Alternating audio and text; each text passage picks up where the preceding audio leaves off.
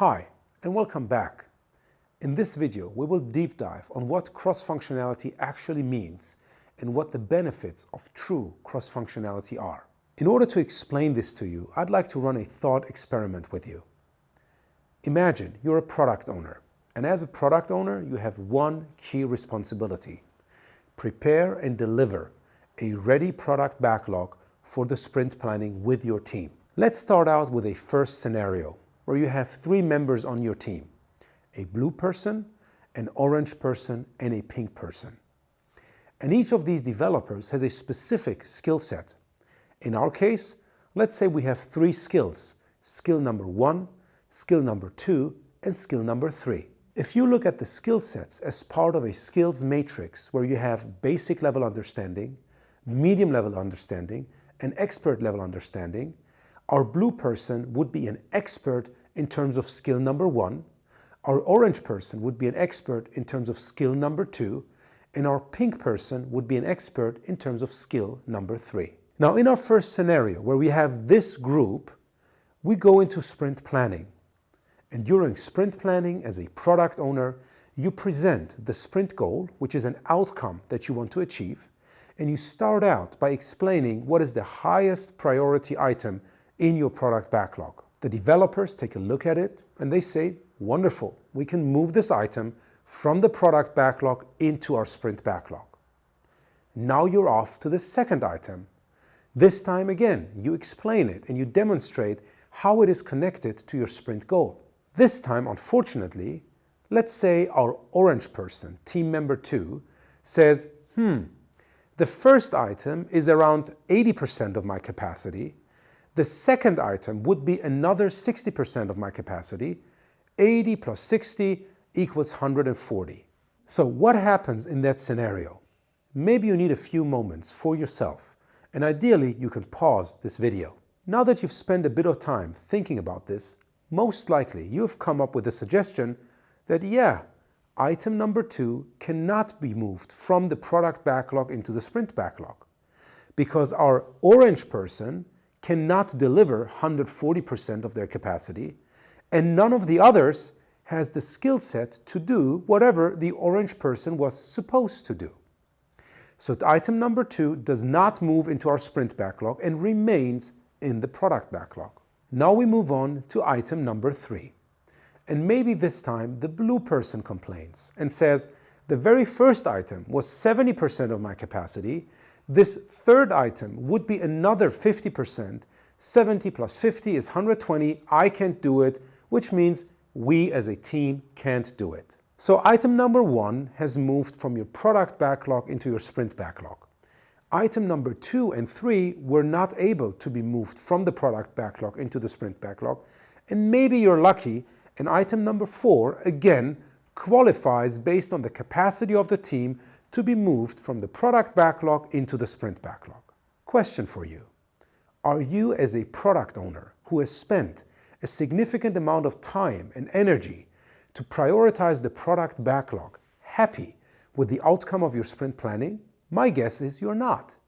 Because instead of moving items based on their priority from the product backlog into the sprint backlog, they have been selected or moved from one backlog to the other based on the capacity and the bottlenecks within the team. So when we look at this group of people, which in many organizations is already considered to be a cross-functional group, we still have some downsides. Because we can't move items based on their priority, we always have to look at the capacity. Another big downside is the following scenario. Imagine that in one of our sprints, one person, let's take our pink person, who's in charge of quality assurance and testing, is not there. They might be on vacation, they might be quarantined or sick, they might have left the organization. If we don't dilute our definition of done, so quality assurance and testing is still part of it, how much work, how many items can that group of people actually move to done in that sprint? If you're saying 0, you're absolutely right. Because none of the other 2 has the ability to deliver or to do the tests and the quality assurance necessary according to our definition of done.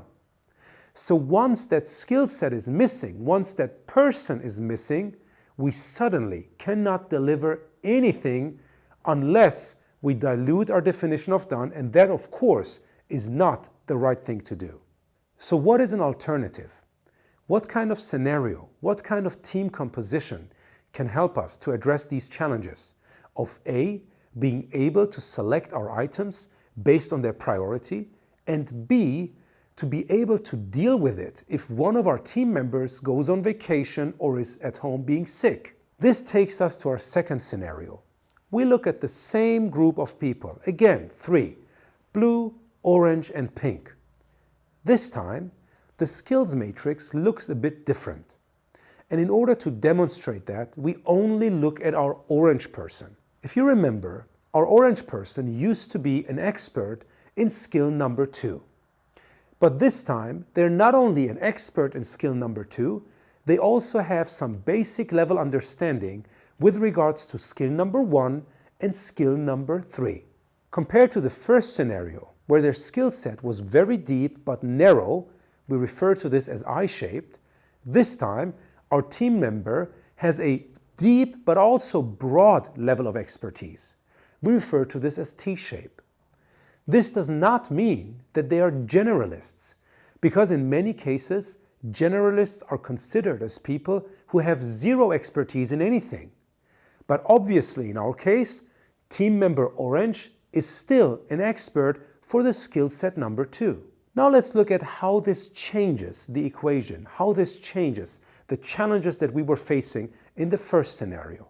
When our blue team member complains that they cannot deliver an item because the first item already takes a certain percentage of their capacity, this time the orange team member could say, I can help you.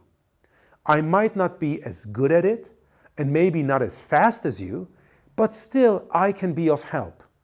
And maybe you can focus on the pieces that really require the deepest level of your expertise, whereas I focus on the things which only require basic level understanding. Now you can see how this first and initial challenge associated with the first scenario can be addressed by this team, by this group of people, where we have people that are not only I-shaped but are actually T-shaped, because they can actually support each other, help each other, and now we can move items from the product backlog into the sprint backlog based on our priorities and not only based on the capacities.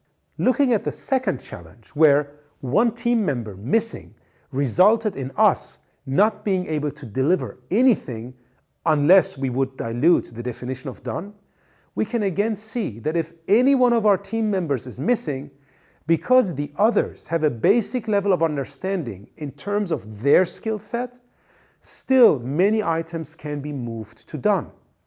Of course, we will lose speed, but still we're able to finish stuff. Still, we're able to deliver value for our customers.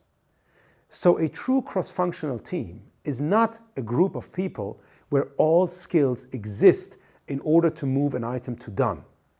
A true cross-functional team is a team where all members of that team have such a broad level of skills that they can not only support each other and move items based on their priorities from the product backlog into the sprint backlog, but also support each other to the extent that if one team member is missing, they can still deliver value for customers. I hope this video gave you a good understanding of what A, cross-functionality means, and B, what the benefits of true cross-functionality, for example, T-shaped people, bring to you.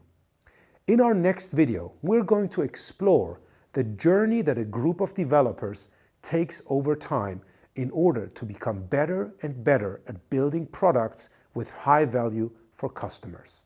See you in that next video.